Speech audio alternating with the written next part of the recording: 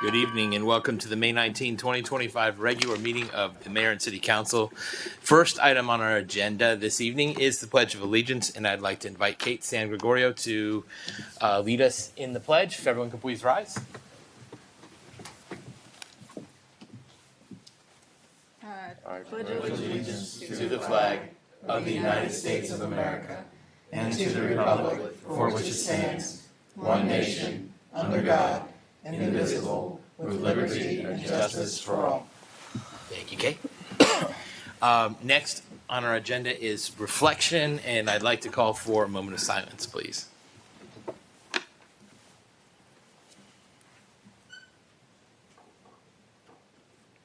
Thank you all very much. Next, we have approval of minutes, and tonight we have one set of minutes before us. That would be from the regular meeting on Monday, May 5th. What is the pleasure of the council? Mr. Mayor, I move approval of the minutes from the regular session held May 5th, 2025. Second. Okay, all those in favor, please say aye. Aye. Any opposed, say nay. Carries 5-0. Next, we have our consent agenda. There are two items on there. What is the pleasure of the council?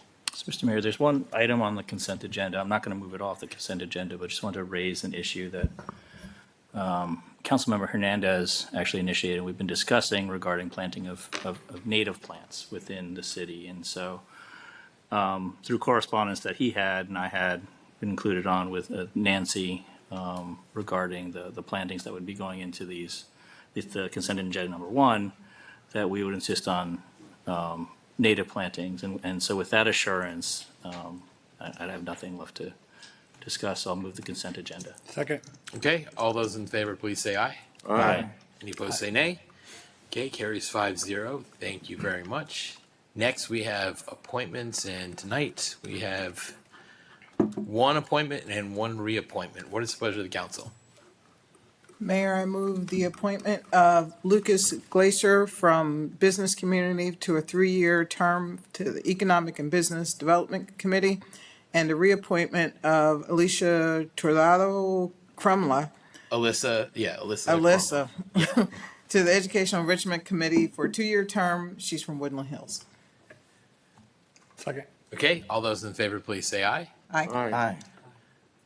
Rob? Aye. Okay, I missed it. Anybody opposed, say nay. Okay, that carries 5-0. Is either Lucas or I don't see Alyssa here. Is Lucas here? Okay, we'll thank them when we see them. And as always, our city committees are a great way to get involved and contribute meaningfully to the business of the city and get to know like-minded people and how things work here in Gaithersburg. So I highly recommend it, and we appreciate Lucas and Alyssa stepping up. Next, we're going to move into presentations, and I'm going to invite Kate back up to the table now to present on Gaithersburg's historic places and the benefits of historic preservation.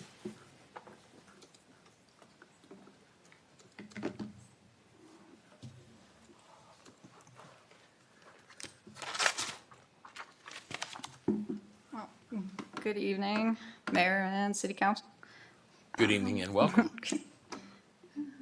1 second. Take your time.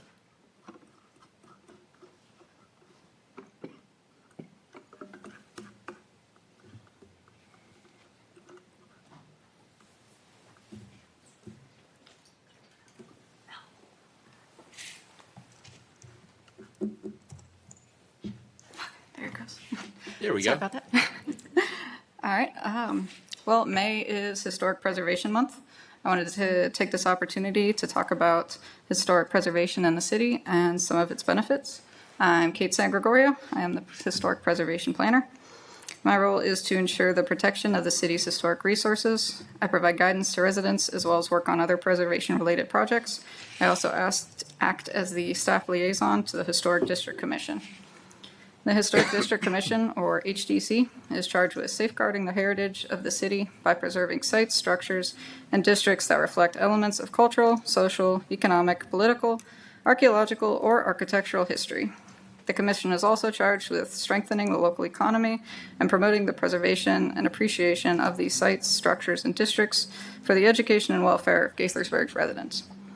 The HDC was established in 1981 with City Council making up the commission and a separate Historic Preservation Advisory Committee that provided recommendations. The HDC, as we know it, was formed in 2010. They are a quasi-judicial body composed of 5 regular members and 1 alternate member. The HDC reviews exterior changes to historic resources that are part of our historic districts or individually designated as historic, and issue historic area work permits. The reviews are based on the historic preservation section of the zoning ordinance, the historic district design guidelines, and the Secretary of the Interior standards for historic preservation.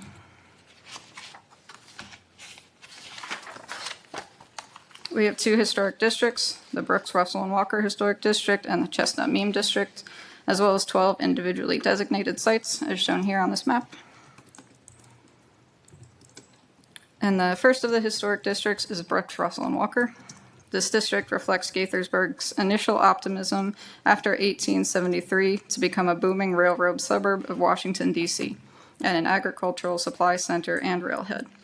Its architectural integrity embodies the period of dynamic growth and change for the city from the years 1888 to 1930.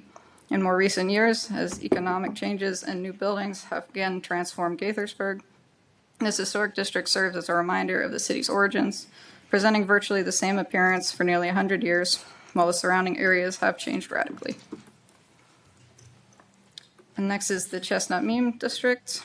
This residential area, with its mature trees and a variety of housing styles, lies in a pocket of the city, connecting Gaithersburg's beginnings to 21st century life. Although this area visually illustrates 3 development periods, it retains its dominant overall Victorian quality. The 2.5-story Victorians are sited on large half-acre lots and dominate the smaller 1-story Ramblers and Cape Cods, which form the post-war housing boom's infill. Now I'll give a quick shout out to arguably our most significant historic resource, the Gaithersburg International Latitude Observatory. It is a National Historic Landmark, which is the highest designation you can get in the United States. It is also on the National Register of Historic Places and individually designated locally. The observatory is located within Observatory Park.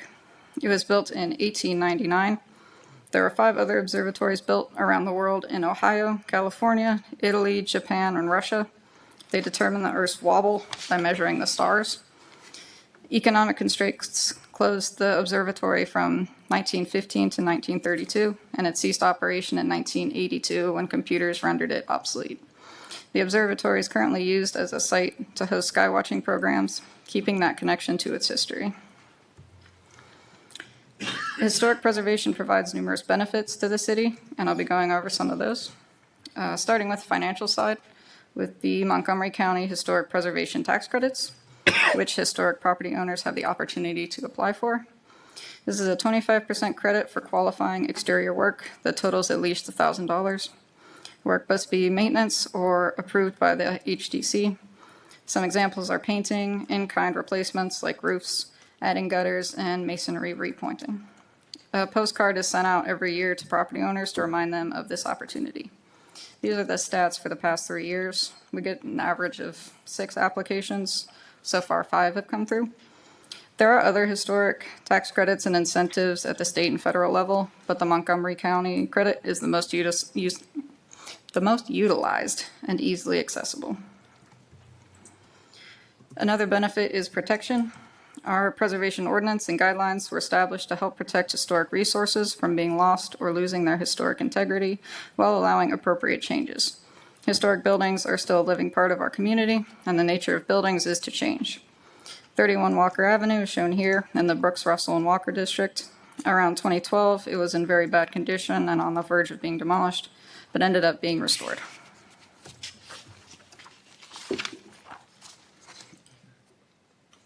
Old buildings and their character are vital to providing a sense of permanency and a sense of identity to their communities. Historic neighborhoods are often more prone to creating closer-knit communities with walkability and their compact development. 9 Brooks Avenue is shown here. This contributing resource to the Brooks, Russell, and Walker Historic District received the HDC's Historic Preservation Month Award in 2024 for its successful renovation.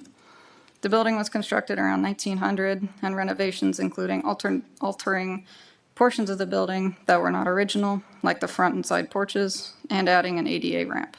The applicant worked with the HDC and staff to make these changes appropriate to the historic resource. Sustainability is a benefit that may not be talked about as much, but is a topic which has grown in importance in recent years. Renovating existing buildings is more environmentally friendly than demolishing them and building something new, which creates landfill waste. Old buildings are constructed with higher quality materials that will generally last longer than modern ones. We allow for storm windows, which can aid in energy efficiency, and solar panels with some considerations. The locally and nationally designated Thomas Cannery is an excellent case of a successful adaptive reuse project, which retained the building's history and character while allowing it to be economically profitable. The city does an amazing job taking advantage of its historic resources for the public, exemplifying the social and educational benefits of historic preservation. These historic buildings are all instantly recognizable and create a sense of place that is unique to Gaithersburg. The Arts Barn is one of these examples. It's located in the Kentlands, and it was built around 1900 as a barn and for equipment storage on the former Sheffley estate while it was still a working farm. Today, the building is a hub for the visual and performing arts and a place to host exhibits, events, and classes. Historic preservation provides the public a tangible link to the past. Physically visiting, touching, and experiencing historic places can spark people's imaginations in ways that in-class learning cannot. These sites also provide a draw to heritage tourism. The Community Museum inside the Baltimore and Ohio Railroad Station's freight shed in the Old Town provides hands-on experience to educate the public around the city's history. Having this museum inside the circa 1884 building, along with the trains on exhibit just outside, is a perfect way to highlight how important the railroad was to Gaithersburg's development. But the education aspect of preservation extends into the historic districts as well. They are a physical link to the past and a way to bring meaning to history and to people's lives while preserving the original character of buildings and streets, making that history tangible. That's all I got. Thank you for the opportunity to share a little bit of the history here and benefits of preserving it. Kate, thank you very much. Anybody have any comments or questions? Neil, go ahead. Does the city have any current applications in process to make more properties historically designated? Not on the local level. Okay. We're doing some research into the historic mills along East Ivan Avenue to see if those might be an option for designation, but nothing formally being worked on right now. But regularly you guys get historic area applications for work permits. Yeah. Yeah. Oh, so the question That wasn't about- what he was asking. He was asking. Okay. He was asking about recommendations. Are you guys? Is the HDC working on recommendations that would come to us for deciding whether to designate a structure? But I think you answered no. You're currently not doing that. Right. Any other questions or comments? Not seeing any. Well, thank you very much. I think it's good to periodically have a reminder of the value of historic preservation, because as much as we've done it in the city, we have a history of it. It doesn't come up that often at mayor and council meetings. So thank you for doing that. Thanks. Next on our agenda is public comments, and this is the time mayor and council would like to hear from anybody who'd like to speak on any topic other than a public hearing topic. And tonight we do have one public hearing, an ordinance to amend chapter 14. So if you're looking to speak on that, just hold off. We're going to get to that. But otherwise, if you want to speak on any other topic, this is the time. We ask that you come up to the podium, state your name, address, or neighborhood if you prefer. Keep your comments no more than 3 minutes. And if you have more material than that, then use your 3 minutes and submit all the rest in writing. We'll consider it just the same. Is there anybody in the room who'd like to testify on anything? Come on up, please.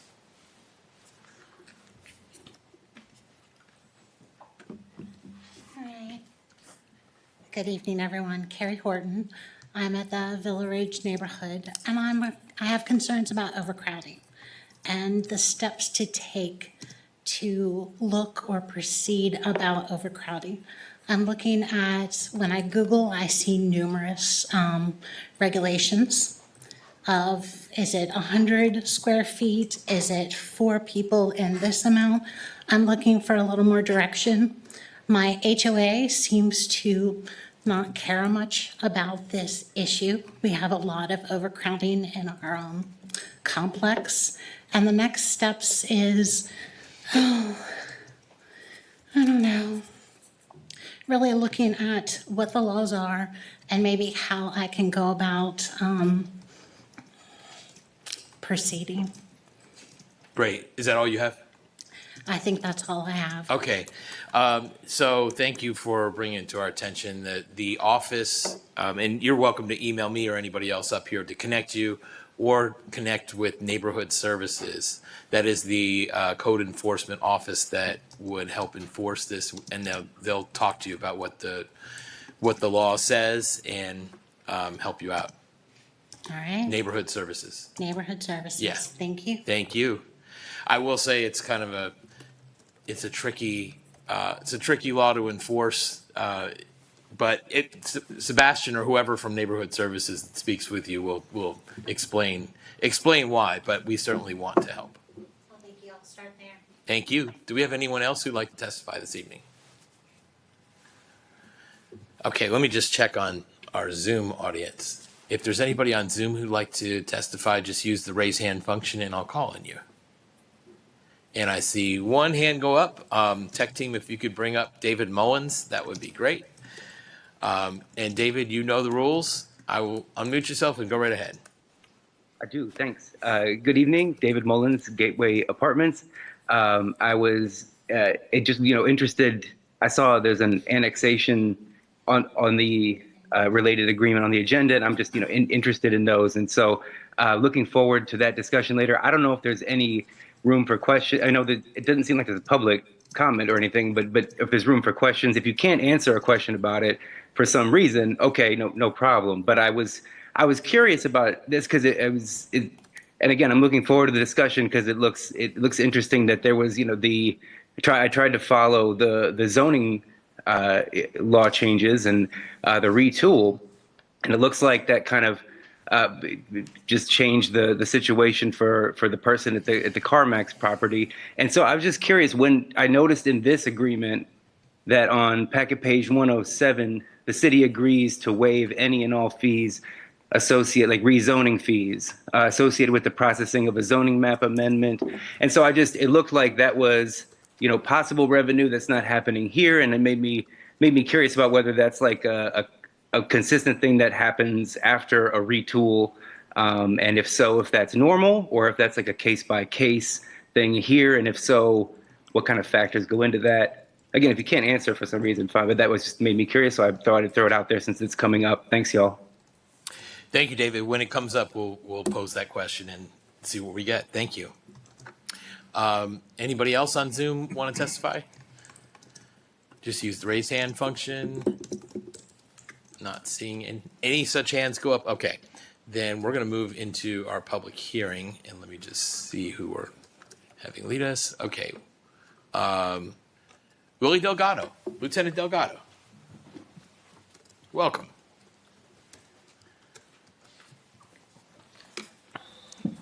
Mr. Mayor, I would like to say a longtime listener and second time presenting.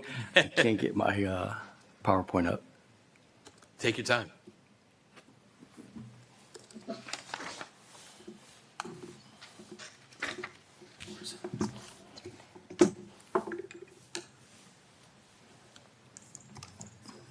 Nice.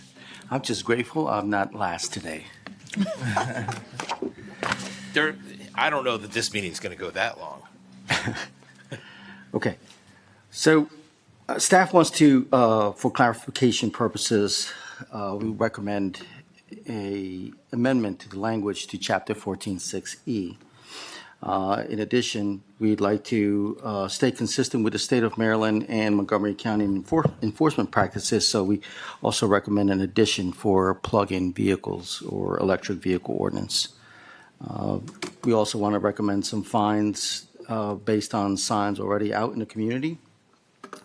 And we also want to recommend some signage considerations that are consistent with the state standards and that are basically guided by the Maryland Department of Transportation. And that's what I just covered. So this is our current ordinance. If you can focus on the 7 highlighted words. For some insight on how we arrived here, during a council in the community meeting last year, representative from the Fernshire Farms HOA raised some concerns regarding vehicles parking in the driveway that extend into the sidewalk. Following the CIC meeting, Corporal Lloyd DC responded to the area and actually did see the violations in several homes where the vehicles are parked in the driveways and they're extending over into the sidewalk, blocking the sidewalk for pedestrians that are walking down the sidewalk would have to now navigate themselves into the roadway to get around the vehicles blocking the sidewalk. So to address the issue, some warnings were issued in an effort to first educate rather than enforce the violations. After further inspection, Corporal Lloyd DC noticed that some of the wording creates some confusion in the initial segment, which clearly prohibits parking in the sidewalk. However, one must interpret that exception as permitting parking that extends over the sidewalk. And that is the 7 highlighted words that create that exception and confusion. Just for comparison, this is the Maryland Code 21-1003. It establishes the same exclusion as the city code, but without the driveway exception, which is what we're hoping to address. This is a continuation of 21-1003. The language is pretty straightforward and clear.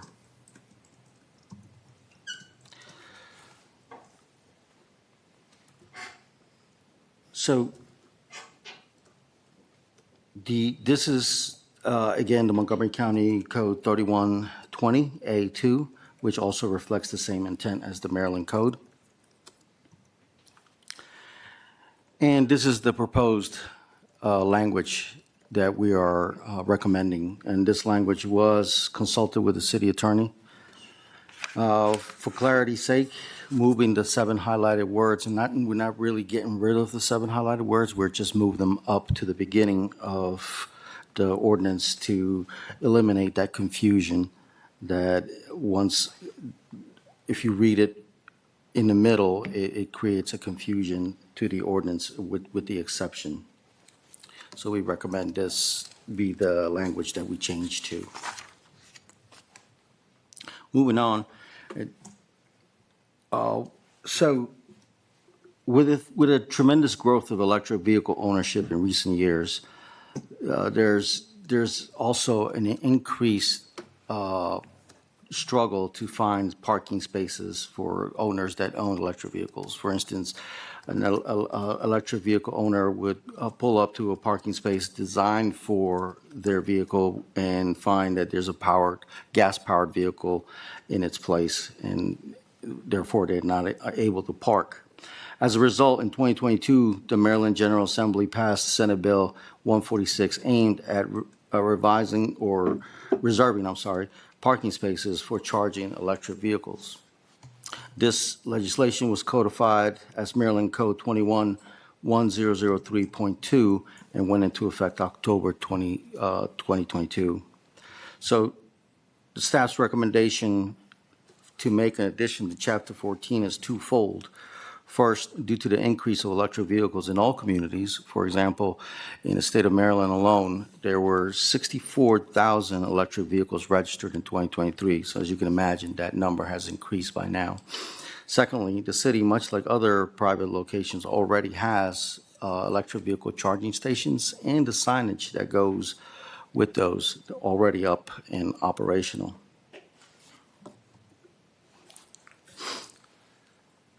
These are the current locations in the city where we have electric vehicle charging stations. This information was confirmed through our city engineers and the GIS platform. So we have one in the Activity Center, one in Old Town.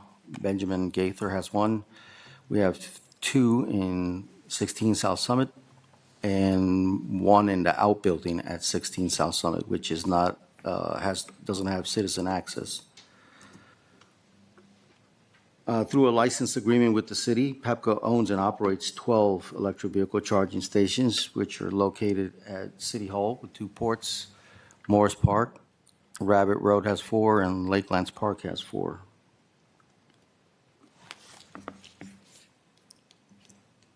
As demonstrated, the state and the county have established ordinances to address the electric vehicle parking violations.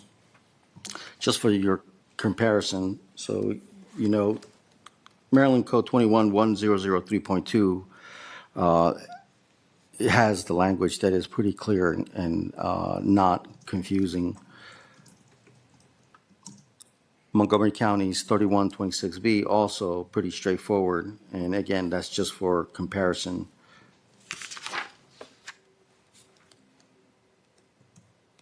This is the proposed addition to Chapter 14. The language was, again, consulted with the city attorney, and the next 3 slides are just a continuation of this language. As you can see, Section P is identifying the violation and providing language for the type of space. Section 3 starts to identify what a plug-in vehicle is. And Section D identifies that the vehicle must be propelled by electric motor, or it's either electric motor or a battery. So pursuant to Maryland Transportation Article 25-104, the sign standards are regulated by the State Highway Administration. And they use the Maryland Manual on Uniform Traffic Control Devices to get their signs to standard. So for enforcement purposes, the signage must indicate that the space is for electric vehicle only. If there's a time restriction, it must indicate that as well, and a maximum fine. To comply with the state and county laws, officers can only enforce the violations where the signs are properly and posted up to the Maryland standard. So currently, well, actually, as of last week, and Director Fields can help me out here, I do believe all our city signs have been changed over to the one on the right that is labeled Lakelands Park, which identified it is for a charging vehicle or electric vehicle only, a maximum fine, and that the vehicle must be plugged in. I did see them changing those signs or adding those signs to the 16 South Summit locations, and I believe they're all good to go. All our city facilities have the proper signage. I'm assuming that Montgomery County's facilities have them as well.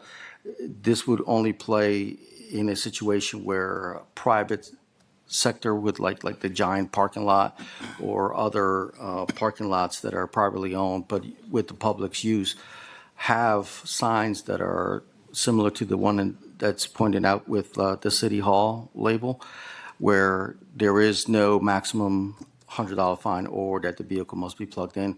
In those cases, we can only educate the public or the owners of that property to let them know that they would have to get the proper signage up so that we can enforce those violations.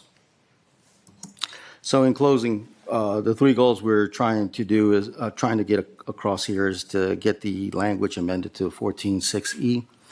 Add that section to 14.7 for electric vehicle parkings and the signage regulations that go with that. Any questions? Thank you very much, Lieutenant. I think this is all moving in the right direction, and it makes sense to try to align with what's happening at the state and county levels. There's some areas where I feel like the language could be a little bit more readable than what's proposed, and maybe I might have run that by Frank a little bit. I think sometimes, like starting with I'm going to give you an example. Except as necessary to avoid conflict with other traffic or in compliance with law or the directions of a police officer, no person shall stop, stand, or park any vehicle in any of the following places. Okay. I feel like to make that readable to a human, should start like no person shall stop, stand, or park any vehicle in any of the following places except. I feel like that's the way people would understand things rather than having to hold out that stuff in their head until they get to the end of the sentence. My personal preference, I just feel like sometimes legal code is intentionally obtuse and or opaque or whatever the word is. But other than that, other than the language here, I feel like we're generally moving in the right direction. I think that we're going to have some questions on specifics. Jamil, go ahead, and then we'll go to Jim. So just maybe a potential gap. So this, as I understand it, section 2 or the 3 goals, 2 and 3, we're adding new clarity. So we have authority to ticket or inform and educate people who park gas vehicle in EV charging spots. What is our approach to, we have in between parking spaces that they're tagged as plug-in vehicle only or EV charger only, but there isn't an EV charger. We have some here in our parking lot. Lifetime has them. They're sprinkled throughout the city. If a non-EV parked there, are those just like for information only, or what is the thought for those kind of parking spots? I think those are low emission vehicle parking. No, they'll say, some say low emission, some say EV. That would be up to the owners of that property to make sure that those charging stations are there. Maybe it may be, I'm just speculating, but it may be like for us, we put the cart before the horse a little bit here, where we have the signage now. We had the stations, but we just didn't have the ordinance. So now we're looking to get the Sure. ordinance. It might be the reverse for them. They have the signage, but they don't have the equipment. Maybe it's coming in. I'm not sure, but I definitely could find out if you let me. I think you may be talking about the parking areas that might be a bit smaller, that are intended for smaller. No. No, Vehicle? no, Sorry. some Right business owners. outside in our parking lot, Lieutenant, there are actual charging spaces, but there are spaces also for low emission vehicles that do not have a charging station. And will not have a charging He station is potential. asking about that. Are those spaces enforceable? Does The that make low sense? So emission? no equipment is coming. It just, Oh, okay. they're right outside. And there are other spaces throughout the city that have similar language to that. Yeah, you see like veteran parking. This change Purple would only Hearts. affect where the charging is available. Private property, though. So this particular section would only affect that. I would definitely have to get back to you on that one. So maybe a question for the folks. Pregnant mothers, I've seen those too. Yeah. Expecting And what? mothers? Expected, yes, that's a better way of putting it. What were you saying, Rob? I missed what you just said. Expectant mothers, Oh I've yeah. seen those. So this doesn't contemplate those No. situations. This only contemplates a situation in which there's charging equipment, right? And the compliant signage. Does it include private property as well as public property, or we only enforce on public property? We're only enforcing the locations that have the proper signage. So let's say the Giant does have the proper signage and someone calls, we can enforce it. So then maybe just a policy consideration. I get what we're doing for EV spaces with EV chargers. To the extent there are parking spots throughout the city that are labeled that way, as I'm understanding, there is no enforcement mechanism for that. So it's up to the body if you want to have an enforcement mechanism or not. Well, if we wanted to do that, we would have to do another public hearing, right? Yes. We'd have to re-advertise. So I think we should go through Might be with a separate, this. that What? might be a separate consideration. Yeah, but yeah. that's- Yeah, I'm not saying no, but I'm not saying yes or no, I'm just saying there's a gap. Yeah. In the EV side. yeah, and how would we, I mean, just the logistics of checking expectant mothers, how would you, how are you supposed to check that? I'm not talking about expected mothers or the veterans or just EV Yeah. focus. Okay, Jim, you got a question? Yes, thank you, Mr. Mayor. Thank you, Lieutenant.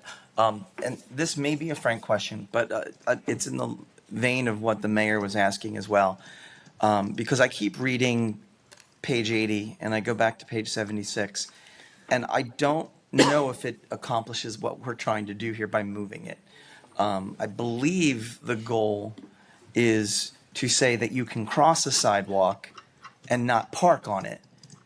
But I don't think moving it there, it still is not clear to me that that's what we're saying. Because it still, even if you say it first, still feels like because you've come over it, you can still park on a sidewalk. So I think that language needs to be clarified, because if the goal is you cannot block a sidewalk, I think we need to be specific about that. Because I've read the whole time you were talking, Lieutenant, I kept rereading it and rereading it. I'm like, no, I couldn't get there. So I don't know if this is quite baked yet. Frank, The first part of that is that a person can drive over a sidewalk, and you may do that for instance, the sidewalk is usually fairly close to the street, maybe 3 feet in. To get into your parking garage or go all the way up to the house, you're going to have to drive across the sidewalk. So that's what the first part does. But what it doesn't, the second part is saying you can't park there for any length of time. The section you're talking about used to say can't park at the sidewalk for any length of time except over driveways constructed for that. So that meant that exception, that over the driveways, applied to parking at the sidewalk. Now it's been moved up to only refer to driving across the sidewalk.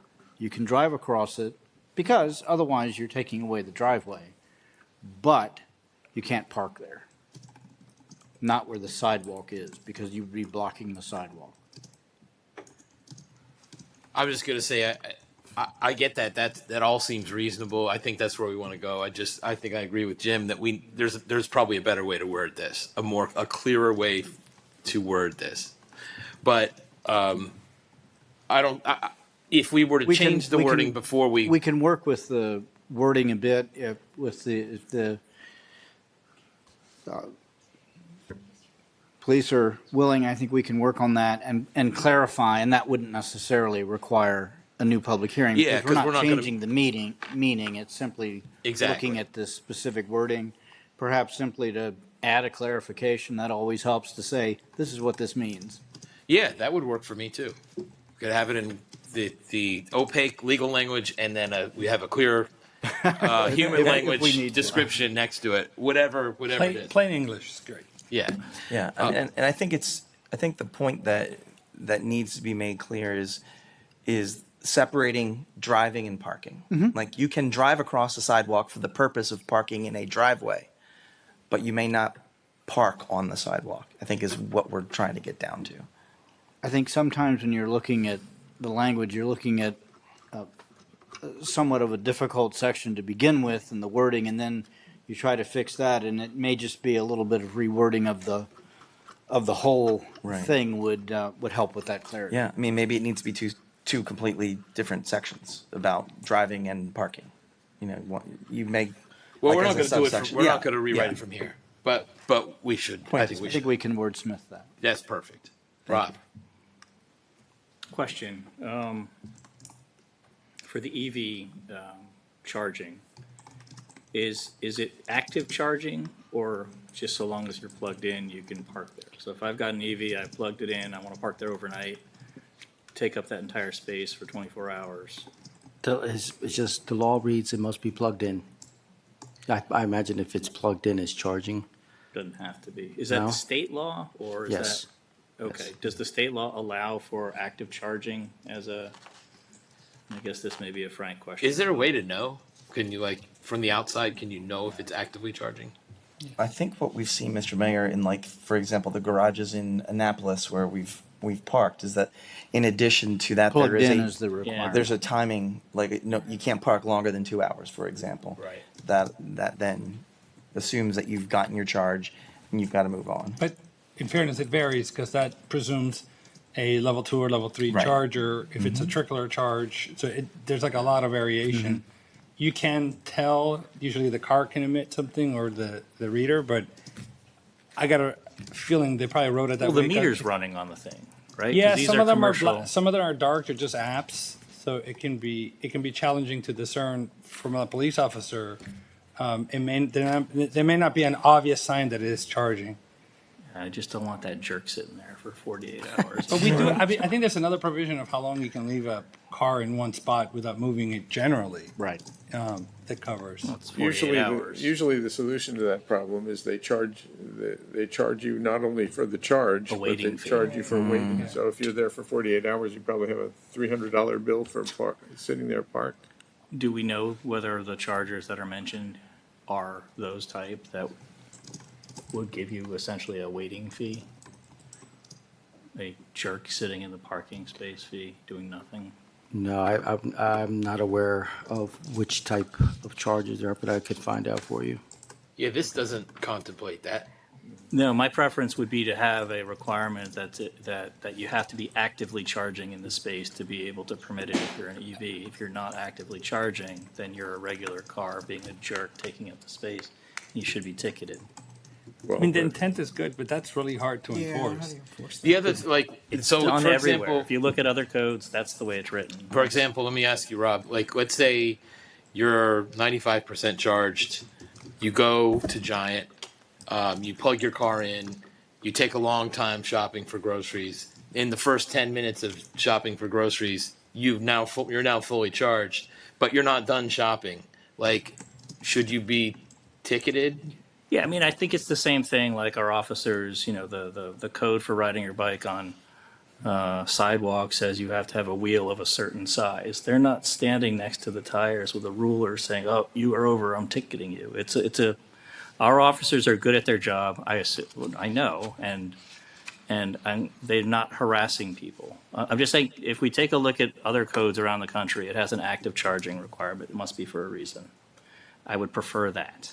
Well, I think if we were to do that, we probably would have to re-advertise. No, it's narrower. It's narrower. But It's more restrictive. are the signs that are shown in the example the ones required specifically under state law, or is there? Correct. So it is what it Yeah, is. so if the state code requires it to be, vehicle must be plugged in, and there's no leeway to have it, to discern between active charging and other, then I would agree. But I think it would be better policy to have active charging only in those spaces, because otherwise you're just gonna get people just wanting to stay there. Unless the equipment does what Neil says, which is interesting. I just don't know. I have a gas guzzler, so. All right. Any other comments or questions before we go to the public? Not seeing any. Okay. Well, this is a public hearing. If there's anybody here who'd like to testify in this matter, same rules as with public comments. State your name and address or neighborhood. Keep your comments no more than 3 minutes, and we're happy to consider more than 3 minutes worth of testimony through written testimony. Do we have anybody here who'd like to speak on this topic? Okay, not seeing anybody in the room. Let me check on Zoom. Anybody on Zoom, just use the raise hand function and I'll call on you. Okay, tech team, if you could bring up David Mullins, please.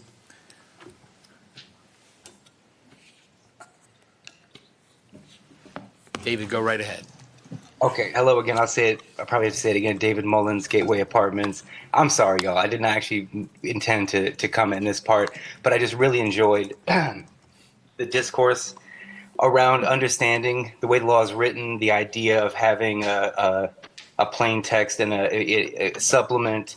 I just appreciate that it's out there. I'll just throw, the Supreme Court says all laws ought to be expressed in such language as may be readily understood by those upon whom it is to operate. So I think y'all are I just appreciate you taking that into consideration as it sounds like you are. And then the thing about, if our whether it's the Gaithersburg police or the executive branch of some government, I mean, it's there's some concern to have a law that it's like a gentleman's agreement that it's not going to be enforced in a certain way, or that it's going to be enforced. What's on paper can always be used eventually by whomever. Just some general concepts I thought I'd add because I was very interested in the conversation. Thanks, y'all, again. Bye. Thank you, David. Anyone else want to testify? Use the raise hand function. Not seeing any hands go up. Okay. Here we go. So, any further comment from council? If not, then Would you make just a You go ahead. clarification on where did we end up with the plugged in or active charging? Because I heard we went in like 8 different directions. Maybe just to re-summarize it. I think there was going to be some additional research done, right? well, Frank, what Yeah, did you take from it? In terms of, well, it would certainly be your preference, but in terms of adding the active requirement, it does add an additional condition that really would require additional public hearing in order to add that. I don't know that there would be a prohibition in doing that. I don't necessarily see that as inconsistent with the state requirement that if you're plugged in, you're just adding an additional condition, but in adding that additional condition, that could lead to somebody getting a citation who normally wouldn't if they're plugged in, which is the current version that's out there. So that would be why you would want to go back to a public hearing if you make that change. You just want to dig in. So I'm on I just did a quick search, and this is the federal website interpreting Maryland law. It says, beginning October 1st, 2022, individuals that may not stop, stand, or park a vehicle in designated EV charging space unless it is an EV that is actively charging. And so I don't know if they added that at the federal level in interpreting Maryland law, They may have. or if there's something that This is was in the also Maryland law. looked at in the fall of Yeah. 2024. It's not impossible that, I mean, we should all be aware of all things that happen at all times. Sometimes I'm not. Okay. It is possible. I don't believe there was a change to the state law in terms of this parking provision, but I believe that's a federal Okay. interpretation. I mean, I'll take a look tonight to see if the active language is in the statute and the.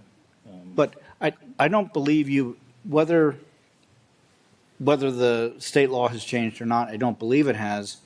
I don't believe that adding the active requirement would be in conflict. You would Right, have I don't the- think it is You'd be either. empowered to do it. The only requirement is here, as to the discussion tonight, we'd have to go back out for public hearing just to make sure you've covered the additional condition. Yeah, we'd have to re-advertise. So I'm not. And we need to make sure we can enforce. Yes. Right. Go ahead. I think where it gets tricky is, to your point, Mayor, where a person is there only needs 15 minutes, but has an hour of a meeting to go to, versus the person who's there for 2 days. So you're trying to enforce against the person who's going to take advantage for 2 days, but you will inevitably catch the person who was there, 20 minutes too long because they were in a meeting. So do you really mean to penalize both folks? Yeah, just one more thing. Generally, my preference would be to try to pass the simplest, easiest to enforce, right, most objective law. And if it's insufficient, we can always come back and enhance it and add and tweak and do that, as opposed to create a more complicated quasi-Rube Goldberg machine of complexity to try to hit every possible outcome. Agree. And Jim and then Neil. I'll go back to my, maximum allotted time. We can stack signs where, you've got to have an EV, and then you're allowed to park whatever the maximum is for that particular charger, with an hour at most slush. So if it's a supercharger that'll get it done in 4 hours, then maybe that is 5-hour maximum parking that you've added to that spot. That way it doesn't need to be in the ordinance handling the EV charger spot. It's just you can't park regardless. You can't park there longer than X amount of time. And that way we can apply whatever version of that length to the various different spots across the city. Neil. So I'm looking at the research that my neighbor here is doing on his computer on state law. State law seems to already cover what the regulations are. Why are we creating our own? I mean, it's not like we have to opt into state law. I think the inquiry was just consistency, because our city code, in terms of the EV question, I believe that's what the lieutenant said. It was simple consistency. State law does apply. So we can And if I've enforce it. misstated, certainly, No, absolutely. you let us know. You're correct. No, No, I think to Neil's question would be that, absent the state law enabling, it's basically enabling statute, would we be able to pass our own EV laws that diverged from it? And there's some state statutes that you have to Right. enable at state level in order for us to As be long able as to do it. it can diverge, the question is in that divergence, does it create a conflict? If it doesn't create a conflict, then that won't be a problem. If it does, then the Maryland Constitution is pretty clear that that wouldn't work. Okay. So, Exciting. yeah. So I generally what I'm sensing from the council is maybe we don't have a 5-0 consensus, but it seems there's a majority to move forward with the amendments before us. And then with the possibility that at some later date, we could add some other laws or rules regarding EV chargers and parking. But I think I would like, is everyone okay if we try to massage the language a little bit to make it more readable? Yeah, no, I agree. I had the same impression you did in terms of the exception shouldn't come first, it should come afterward. Yeah, the rule and the Clarify. exception. Okay, so I think, Frank, maybe offline we can work the language, we can wordsmith it a bit to make it more readable, but not change the meaning of it. Okay, so staff recommends that we hold our record open until 5 p.m. on May 30th with anticipated policy discussion, final action on Monday, June 16th. What is the pleasure of the So council? moved. Second. All those in favor, please say aye. Aye. Any opposed, say nay. Okay, that carries 5-0. The record is open. Thank you, Lieutenant. Appreciate it. thank you. Next, we have from the mayor and city council, and we're going to go first to Councilmember Neil Harris. Oh, thank you, Mayor. So I'll keep it very brief. Had a wonderful time at the book festival. The mayor did a super job arranging the weather. And the committee and the city staff just did a fabulous job organizing the event. I was a little concerned when I arrived that there weren't going to be enough food trucks, so the lines would be long, but I didn't see long lines the whole time. It was great. So just a terrific event, and kudos to all involved, staff and volunteers and the mayor himself. So it was great. I'll leave it at that. Thank you. Thank you very much, Neil. We'll go to Rob. Thanks, Mayor. Yeah, so I am sorry I missed your book festival, our book festival that you founded. You had a very good Yeah. excuse. You were serving our country. But certainly the pictures conveyed the wonders of the event, and I guess against all odds, the weather was great. So, I have a read for you, too. oh, if I cross this out, put Neil. Does that? Okay, we'll just do it.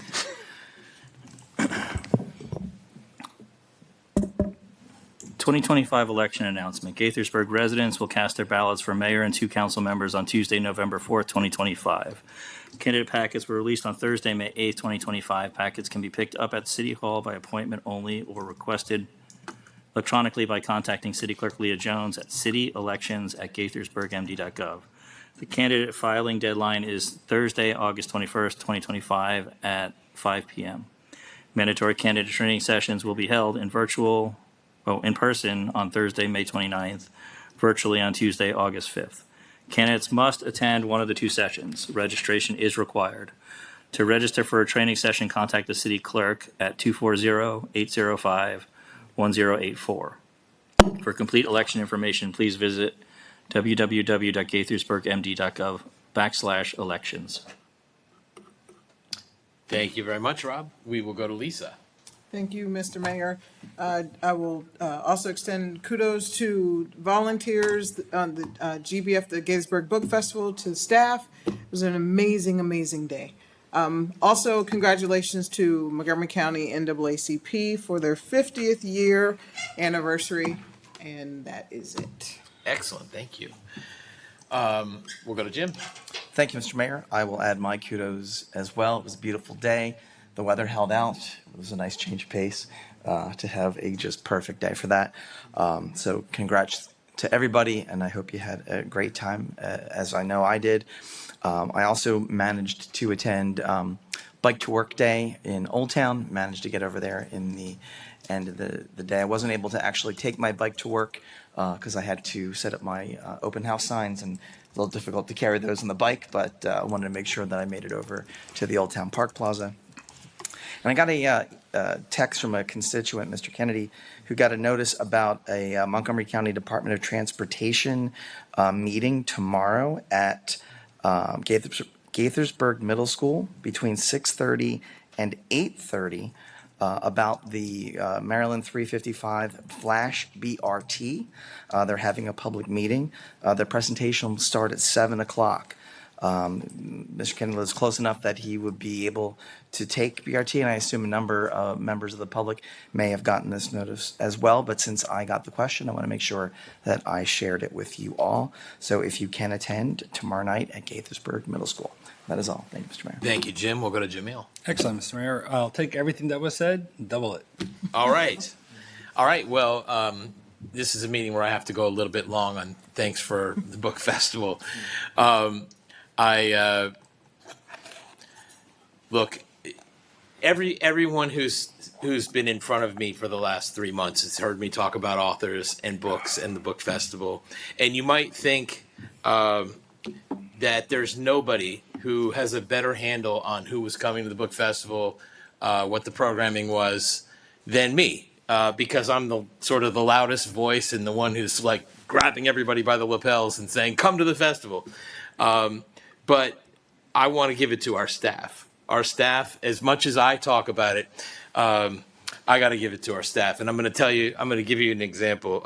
The lead planner on the book festival is Kathleen Benson from our Parks and Rec department in the events division. And we went out to lunch today, and she challenged me. She says, we're each going to have a piece of paper. I'm going to set the timer for 10 minutes. We each write down as many authors and moderators as we can in that 10 minutes, and let's see who can name more in 10 minutes. And I'm like, okay, I got this. So she starts the clock, and I'm going. I don't even really, there's only a couple times where I picked up the pencil and had to think about it. 10 minutes is up, count my names, I'm at 60 names. Okay, pretty good. We had 130, 140 featured authors plus moderators and such, but it's only 10 minutes. I could have gone further if I had more time. Maybe I just don't write fast. I don't know. Kathleen had 78. She crushed me. That was not even close. So to me, it's just an example of how much our staff puts into this too. And so I'm sort of the figurehead, the talking head about the book festival, but our staff is just as into it. They're just as invested. And I'm just grateful. We had thousands of people from across the region and beyond come to Boer Park. We had families, we had students, we had book lovers of all ages, and they left inspired and smiling and proud to be part of a community that honors all manner of voices, ideas, and freedom of expression. And I want to call out, I wrote a long letter to staff, probably many of them were too long, didn't read. It's fine. I want it there so they know, because it's important work that we're doing, and we can't do it without the dedication of our Parks and Rec team, our Public Works, our police department, our communications team, our IT staff, and everyone whose dedication and skill made it seamless. And it filled my heart as I wrote this morning to see folks from every other department too. Finance, legal, clerk's office, community services, HR, planning and code, city manager's office, and others. I'm probably leaving some out, but it's unintentional. And everybody up here, Rob has had a perfect excuse because he was serving our country in another state this weekend and couldn't be there. But everybody, he's been there before, he'll be there again. Everybody up here played a role. Everybody at this dais, many of the people I'm looking at in the audience, Brian Fields, I was so happy to see him do an intro this year. I'm incredibly grateful to our community services group was working all day between our authors, our sponsors, our introducers, our workshop leaders, our poets. Everyone showed up. You know what it is? Like, we call it one event, but like it's like 80 events over an 8-hour period. And it's a miracle that everybody shows up and that these programs go off on time. And not only that, they happen to be amazing. And there was a huge storm the day before, and it partially blew down some tents, and it blew down some other features in the festival. Tanisha called me the night before. She's like, I'm trying to pick stuff up off 355. And it could have been a giant mud pit, but our public works staff went out and put straw down, and they roped off a couple of areas that weren't going to dry up. And they made the experience, like, just those little details make the experience amazing. And I talked on Facebook and elsewhere, I've shared stories. There was a brief random encounter I had with a teenager who lives in the city, who I didn't know, but I just happened to talk to as she walked by the golf cart I was in, and I asked her if she was having a good time, and she said this is her favorite day of the year. It is every single year. She looks forward to this day every year. And the night before at the author reception, I talked to a workshop leader who had originally moved from Hawaii to Washington, D.C. to be closer to his kids. But a couple years ago, he went to the Gaithersburg Book Festival, and he said, I need to live in a community that would do something like this. And he literally moved to the city of Gaithersburg. You can't quantify that stuff.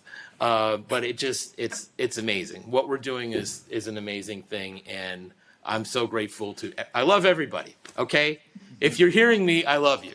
And I'm grateful, and just let's keep doing this. No other community is really doing it like this. And people are inspired and lives are changed. So thank you all. Thank you all for the support and making it your own. I hope you're as proud as I am because it's amazing.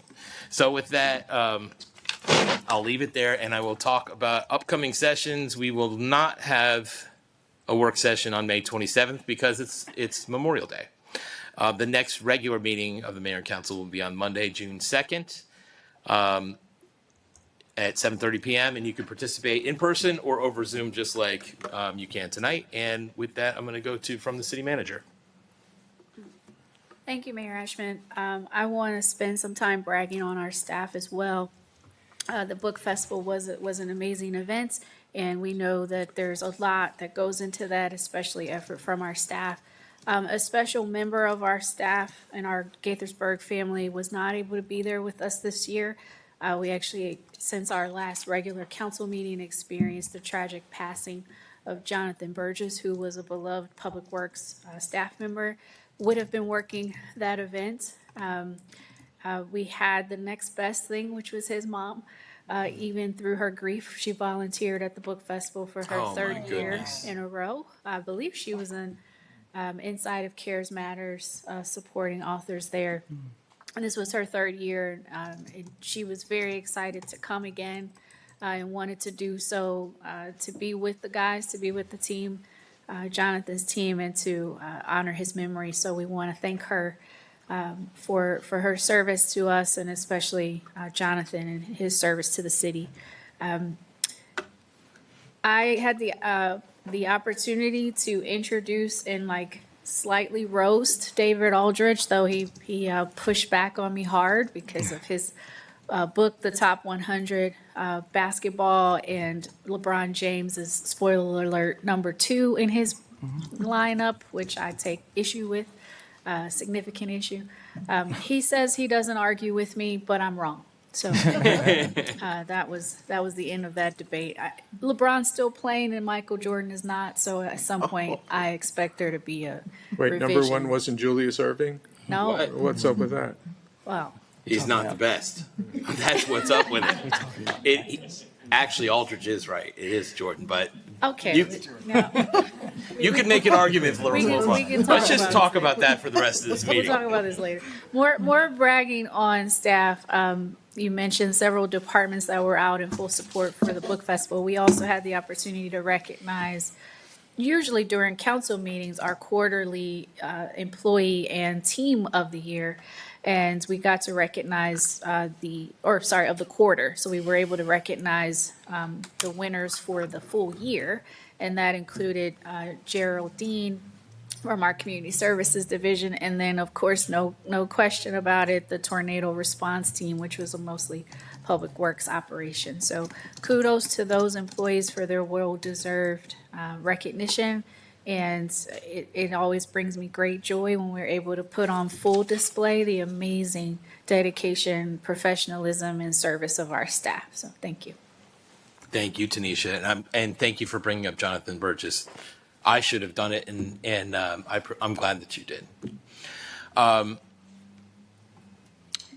I got a text from Tom. We're gonna defer on economic development update. And we're gonna go right into ordinances, resolutions, and regulations. So I'm gonna invite Rob Robinson up to the table. Thank you. So I am before you this evening with a resolution authorizing the city manager to negotiate and execute the First Amendment to the X-184 annexation agreement. So this property, as you can see, was first annexed in 2012. It was the old Sears, great outdoors, big old building. Just as background, at that period of time, our master plan called for any property should it annex to be MXD or CD, and that was really in response to the county master plans at the time that called for a comprehensive redevelopment of this entire area. And as I've mentioned many times before this body, floating zones are best used when you want to do residential with commercial. So the property's almost 14 acres, and at that period of time, the annexation agreement allowed a 10% expansion because Sears was still leading us to believe, that they were going to continue to expand on here. Had 5-year tax abatements, and at that point limited residential uses for 10 years. And that was sort of trying to align with the county master plans at the time. So after that, CarMax bought the property. Sears is gone. They fully demoed the site. And with CarMax's purchase, they basically bifurcated the property. So we have this outlot, and then we have where the CarMax is right now. So in 2013, we had a sketch plan that on essentially the outlot, which is that open parking lot you see on your screen, sort of called for a 200,000 square foot approximately office and commercial building. And the schematic development plan obviously went to final. Other things that have changed, the county changed its master plans. It's not going away. All this stuff is going to stay. And the county transfer station, which is right behind it, actually has a restrictive covenant precluding residential on any of these properties.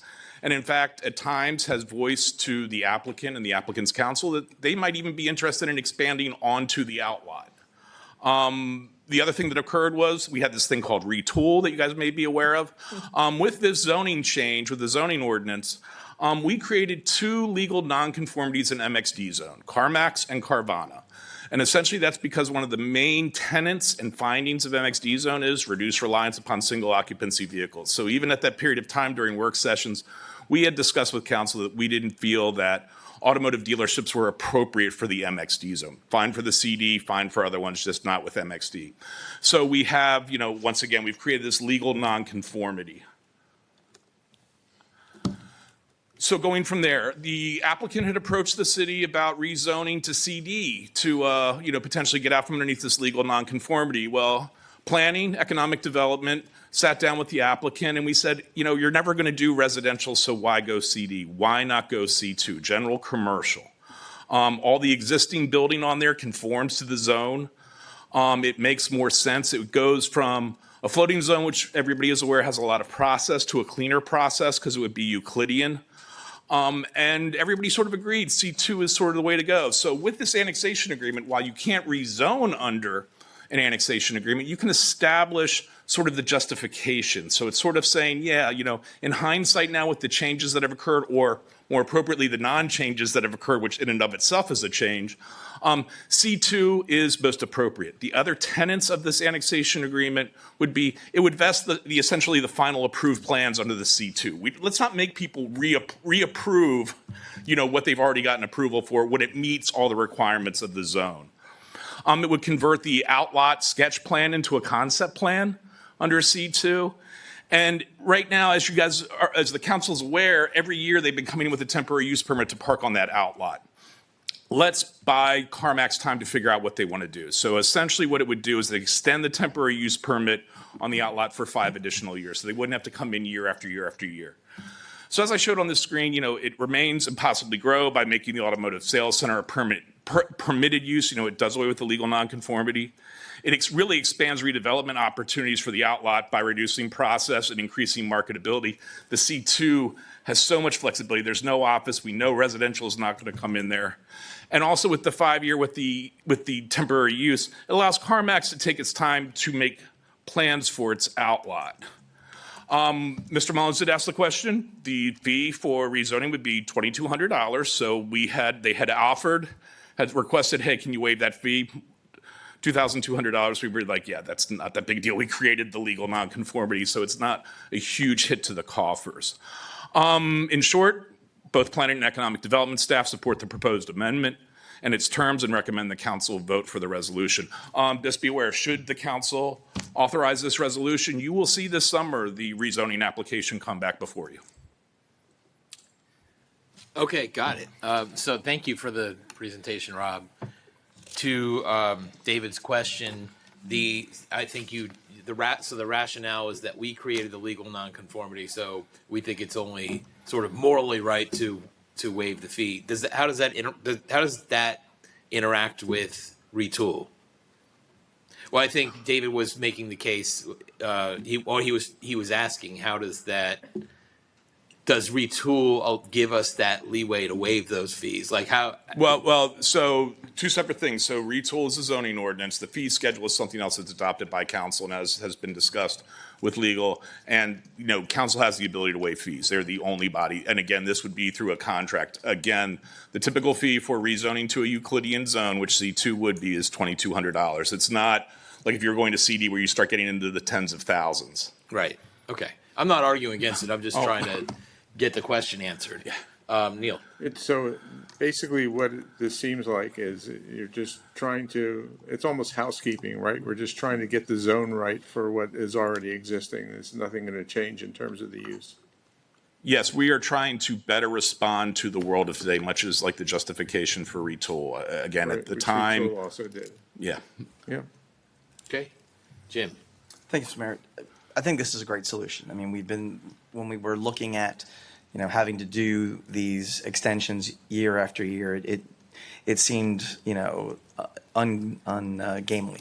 So doing the rezoning, not even realizing that we had, created the nonconformity, I think this is a solid solution. It makes a ton of sense, and I'm glad that we'll give the applicant time to determine how they want to move forward. So I think it's a bit of a slam dunk for me.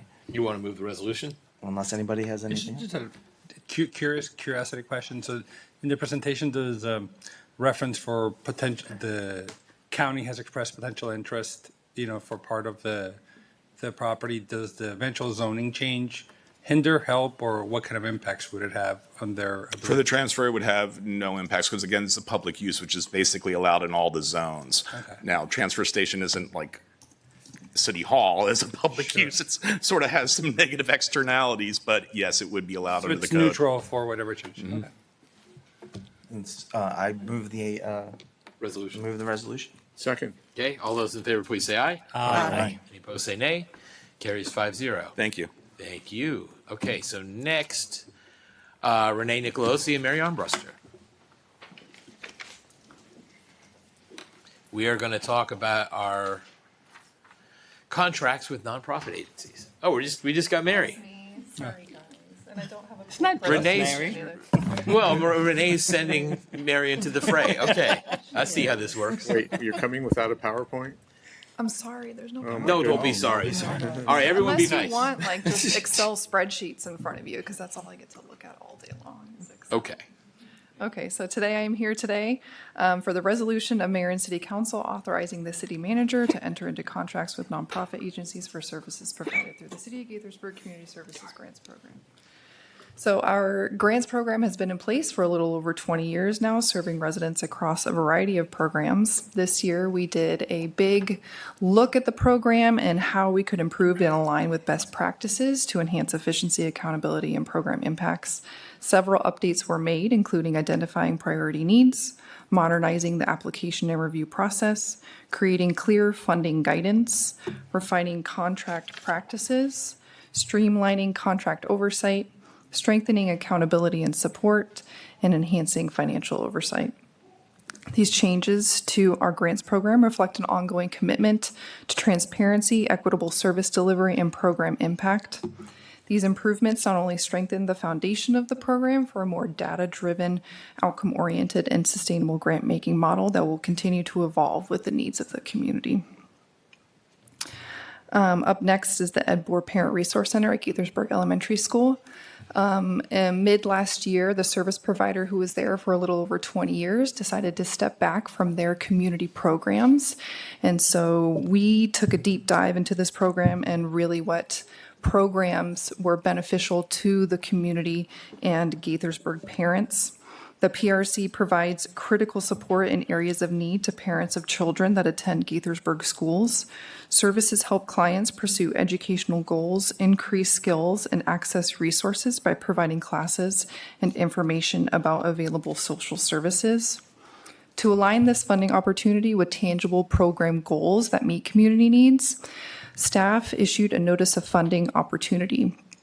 3 applications were received and evaluated by the selection committee, which was made up of staff and the community advisory committee. Thanks to the recent updates to our grant program, the application process, and reviewer scoring rubric, the CAC was able to evaluate these proposals and make a recommendation for a full award to JESA. JESA had clearly defined and feasible programs, accurate outputs and outcomes aligning with the NOFO requirements, and a reasonable, well-supported budget. The contract with JESA will be for the remainder of FY25 and roll into FY26. In addition, they have an option year for FY27, and then they will go out for a competitive bid at the end of FY27. We're only doing a 2-year contract with JESA this year.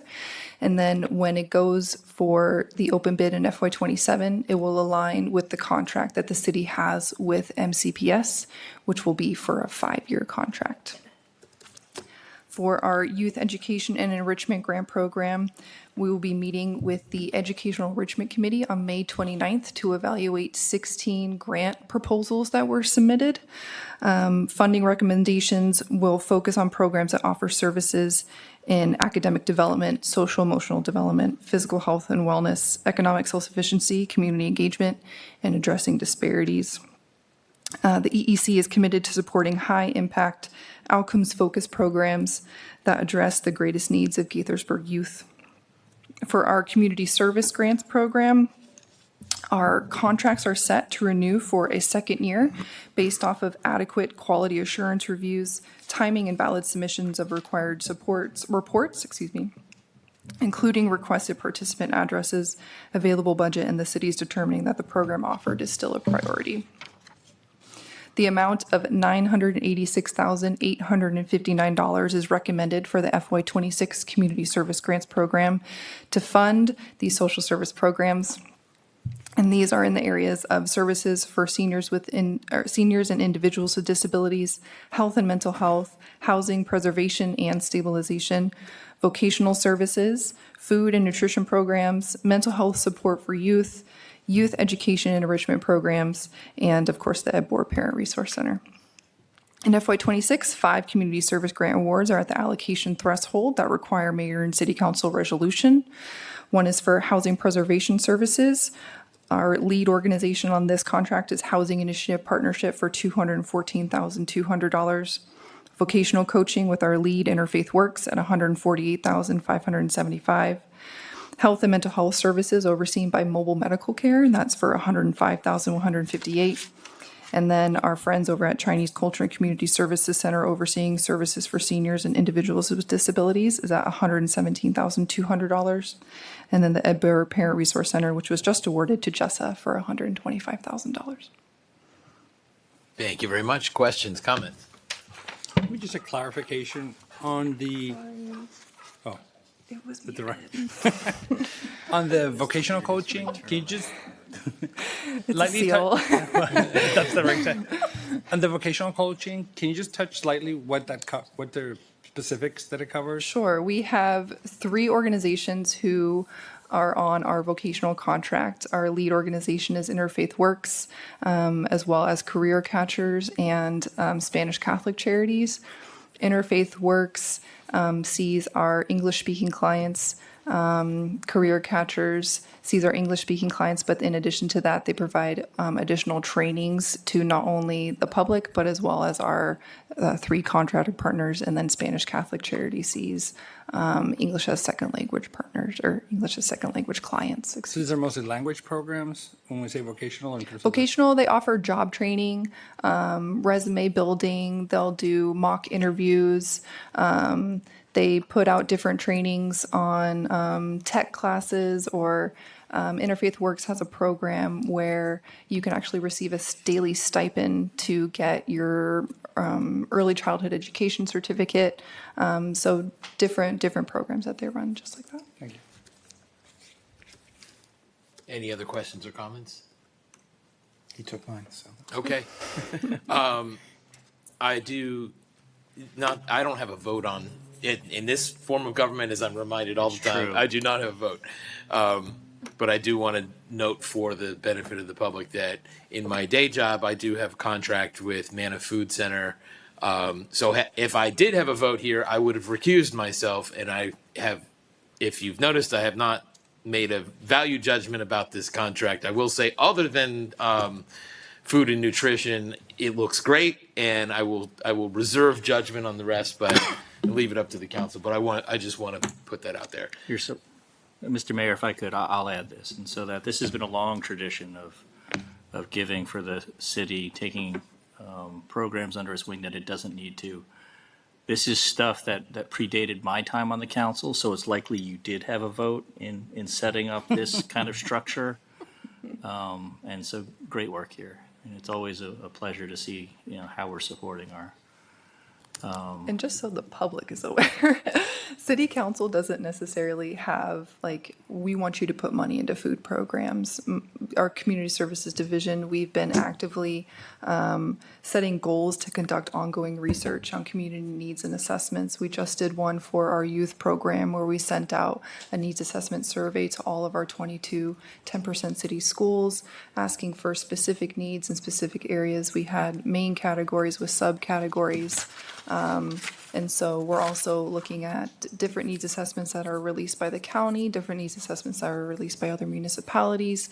We're looking at the whole overall picture of the city of Gaithersburg and where those needed hotspot areas are and those specific needs of where we target our funding. So, Yeah, thank you for that disclaimer. And I want to thank Councilmember Wu for bringing up a very important point, that we don't have to be doing this. Yes. This would be the responsibility of Montgomery County if Absolutely. the city of Gaithersburg did not decide to follow our values and intentionally invest in these social services. So thank you for bringing that up. And that you voted on this in the past.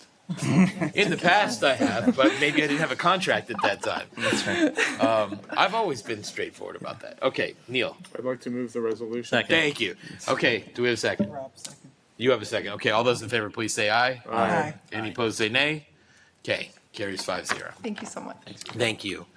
We're going to move on to policy discussions, and Samuel Copeland, you are up. We are going to talk about 10009 Fields Road.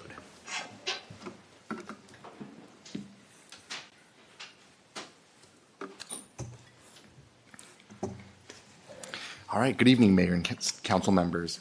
Staff is before you tonight to present the policy discussion for Schematic Development Plan Application SDP-9896-2024.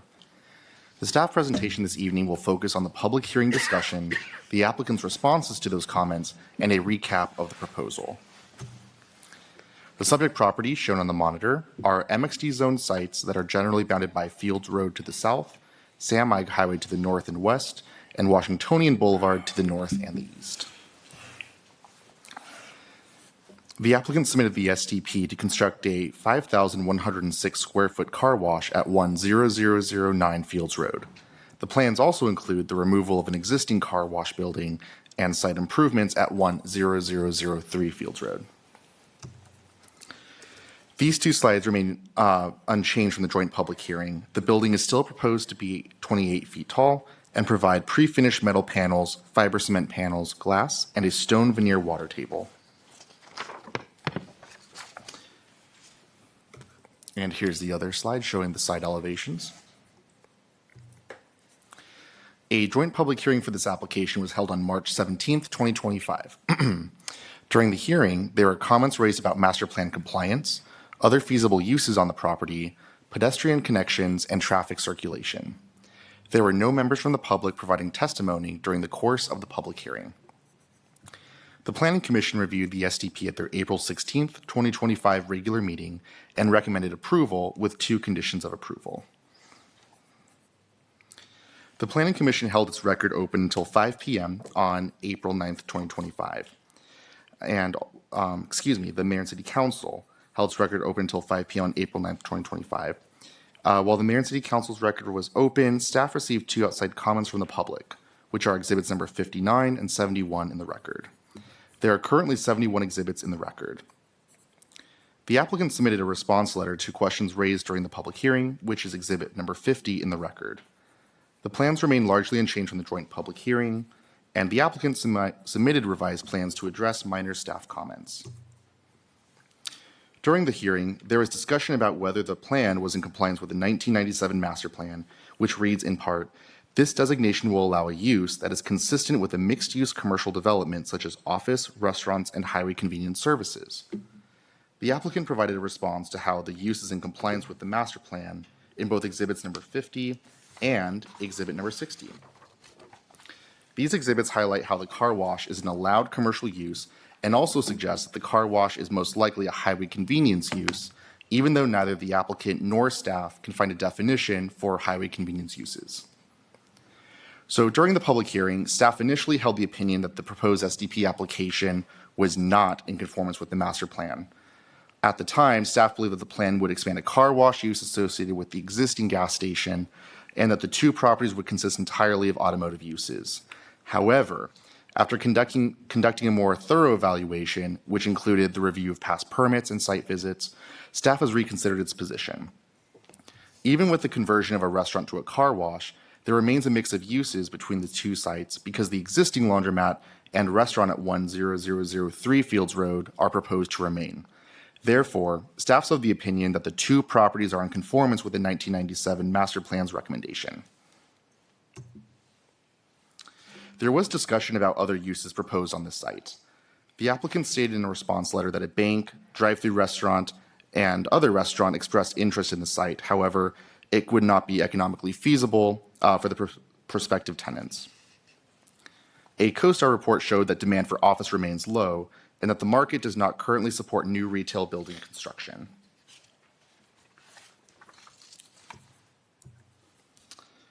There was also discussion about whether the project is harmonious with the adjacent properties. As noted in the applicant's response, the car wash building footprint is smaller than the restaurant. The green area requirement of 25% is well exceeded, and the existing shrubs around the lot will remain. And as you can see here on the screen, these are the shrubs in question. These go all around Fields Road and then also Sam Ike Highway. There were some questions that came up about car stacking and traffic circulation. The revised site plan demonstrates that 32 cars can stack in line, and the tunnel has capacity for 5 extra vehicles.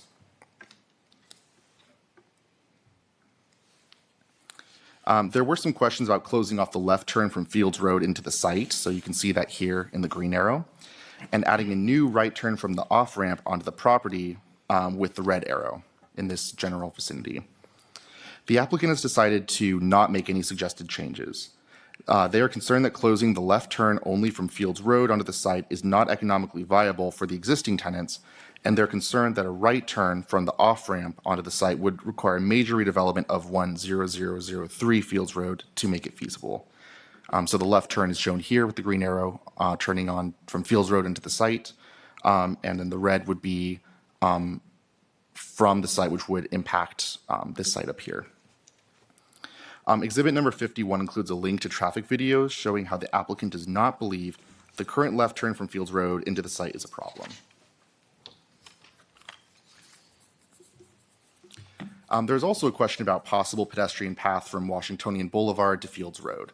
So on the screen here, you can see Washingtonian Boulevard to plan north, and then Fields Road, slightly off the screen, is planned south. As noted in the applicant's response, there is no space to provide a sidewalk connection from Washingtonian Boulevard. As you all can see here, the lot line is shown here in red. There's no room on the applicant's property for that. Majority of the land is on the neighbor's property. The applicant, though, is willing to explore a path on the adjacent property, but would need to work with the adjacent property owner to see if this is feasible. As noted in the applicant's response letter, the existing sidewalk along Fields Road, which you can partially see over here, will be widened from approximately 3.5 feet to 10 feet near the shared drive aisle. So overall, staff is supportive of the subject application SDP-9896-2024. The plan meets and fulfills the purposes, objectives, and minimum standards and requirements of the MXD zone. Staff is of the opinion that the plan meets the intent of the master plan by maintaining a mix of uses. The proposed plan is in compliance with the master plan and sketch plan by providing a commercial use adjacent to existing commercial uses. Furthermore, the plan continues to support a mix of uses within the larger Rio Washingtonian Center and the adjacent Crown development. Staff supports the application and recommends 2 conditions of approval. The conditions include utility holder approval of the preliminary utility plan and minor site plan cleanups. And staff is available to answer any questions that you may have this evening. Thank you, Samuel. Appreciate it. Do we have any questions? Rob will, please. Thanks, Mr. Mayor. Thanks for the presentation. So, and I'm not sure if this is something that's at this stage or if there's a later way to address it with the Planning Commission is, I still hold that my greatest concern on the site is conflicting traffic once it's entered the site. And, when Zeke was operating, I would observe cross traffic coming out of the gas station or in that direction, whatever they were doing. And the Zeke traffic would have to make a left across and the outgoing traffic would have to go straight. And because the drive aisle between Fields Road and where those cars would conflict is not that long. It's probably about 4 or 5 car lengths. That causes a conflict. I didn't see anything in the memo addressing that issue or concern. So I was wondering if any thought would be given to that as we're moving forward, if this were to be approved.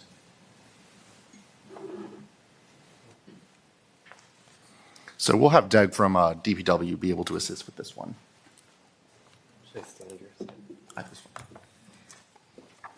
Yes, thank you for that question. We've been considering that more as a design concern than as a traffic operations concern. If you look closely at this diagram, the planned traffic control scheme is for all incoming traffic to have the right of way to turn in any direction, whether that's left, slightly left, or to the right. So the capacity for that movement would be, a free flow lane of traffic, many times the incoming volume. And the only real concern then would be making sure it's designed properly so that people understand it, and making sure that the right turn onto Fields Road does not back up into that area. So the county was very concerned about that as well. They required some actual queuing analysis, and it was found that that would not be anywhere near a concern. So we did look at that, and we'll keep looking at that into design to make sure it's designed correctly. The signage here is intended to be a three-way stop, 3 out of 4 ways, and each one will have a sign that says traffic from right does not stop, traffic from left does not stop, or oncoming traffic does not stop. And so we're talking about on-site. So say you made the left turn or the left turn across traffic into the site, or you've made the right turn onto site. That vehicle has priority of movement coming onto site to both make the right into the gas station / excellent taco place or left turn into the car wash. Is that what I'm hearing? That the outbound traffic coming from the gas station area would have a secondary movement. They would have a yield or a stop sign or something like that. Yes, the 3 thick bars here all indicate stop bars that will have a stop sign next to them.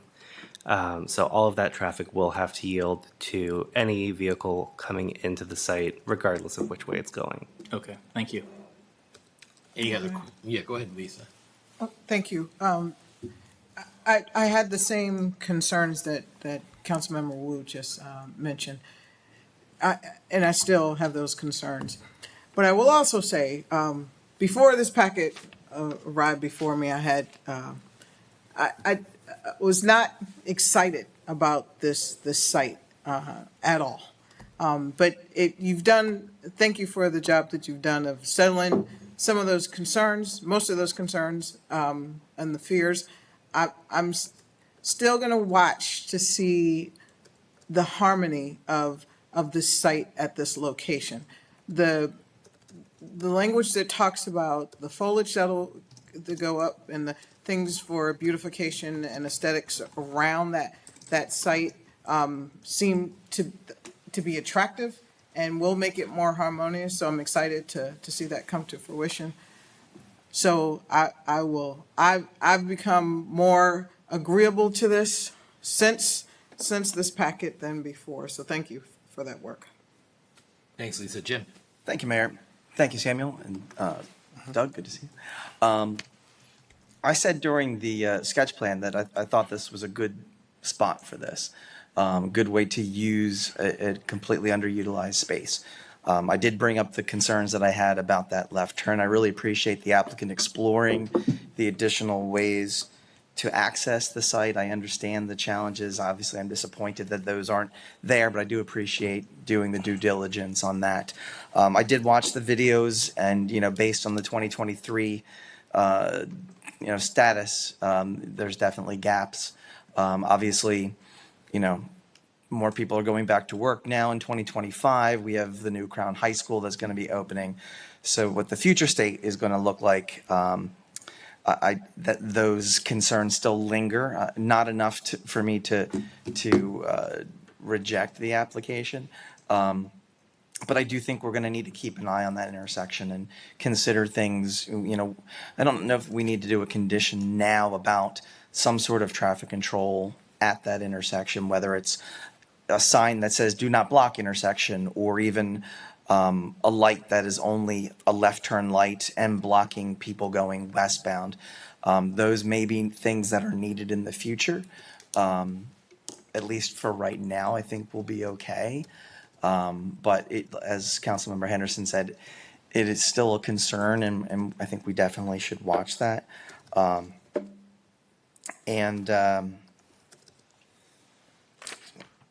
Make sure I can read my notes. I think that was all the thoughts I had. So thank you for the due diligence. Councilmember Wu's point about internal circulation, obviously that will need to be fleshed out, I think, in the final site plans. And I'll be watching closely. But I think, as you mentioned, Doug, that feels like it's a design aspect, and this isn't their first rodeo, so I'm sure they'll figure it out.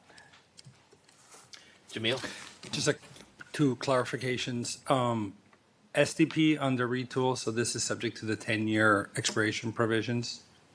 So this SCP came in the very last day of the old development code. So it does not have the expiration provisions of retool. It would be under the. As far as I understand, no, it's with the other previous code. And then in terms of conditions, tonight is the last, or the action tonight is the last time the mayor and council can impose conditions after that. And final site plan would just be the planning commission, not, Correct. okay. Okay, that's it. Anything new? Okay. As I've pointed out in this meeting, I do not have a vote, but if I did have a vote, I would support this application. I feel like if we all had like our greatest wishes, maybe a car wash for that spot wouldn't be at the top of the list. At the same time, it's sort of been laying fallow for some time. And the market is what the market is. And there's a lot of great commercial uses in the area. It's a wonderful area of town. And, if this is the thing, I feel like it's an improvement over what we got. It's going to be landscaped. It's going to look nice. It's going to operate nicely, I trust. And so I would support this too. So would someone like to move the resolution with the conditions suggested by staff? Mr. Mayor, I'll move approval with the conditions noted by staff. Okay. Is there a second? Second. What is that second so That was hard on that? I only second Neil, so that's why Okay. I'm looking over there. I don't know what's going on here. All right. All those in favor, please say aye. Aye. Any opposed, say nay. Okay. Carries 5-0. Thank you very much. Thank you. Get your heart pumping. He's my designated seconder. From the city attorney. We got anything, Frank? Yeah, I do. Actually, it was my first time at the book festival as an introducer. And in being there, there was a certain sense that I appreciated in terms of the discussion. And I think it's because there was a serious appreciation and a deep appreciation of freedom of expression. And that's really the underlying point of having the book fair and the book festival, and compare that to, that's not the way books are being treated all over the place. In some places, books are being removed either from libraries or schools. So I think that's something to be proud of as well. I know I am. Agree. Thank you for saying that. Anything from any other staff? Not seeing anything. Okay. Well, I will remind you, we don't have a work session next week because of the Memorial Day holiday. The next regular session of Mayor and Council will be on Monday, June 2nd. And I wanted to call everyone's attention this Saturday, 11 a.m. at Boer Park it's not a city event, but the city partners with the Rotary Clubs for the Flags for Our Heroes event. It's a really, really meaningful ceremony, and there'll be 750 flags laid out there in Boer Park, and it's great to be there. And then the city's Memorial Day observance will be on May 30th at Crispin Park. Please join us. Another not a long event, but a very nice event, and hopefully you could join us. Until next time, let's do great things, Gaithersburg. We are adjourned.